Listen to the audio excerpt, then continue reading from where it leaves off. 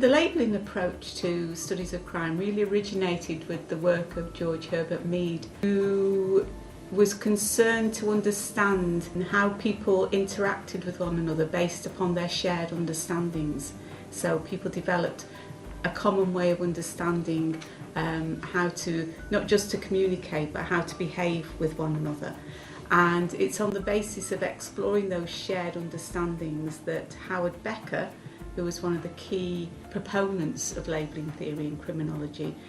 developed that into something that we call labelling theory, where people, out of the process of common understandings, shared understandings, understanding how some people come to be labelled deviant and other people not. So it's understanding the processes of social interaction that produce some people as being labelled deviant and others not.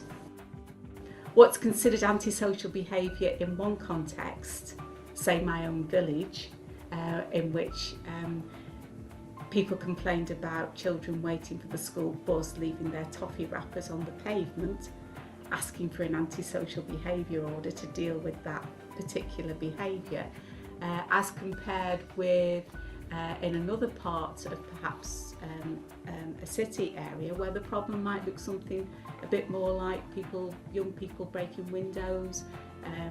putting graffiti on walls and so on. So that those two examples give you a very clear idea of the labels and what kind of behaviour is considered problematic in one area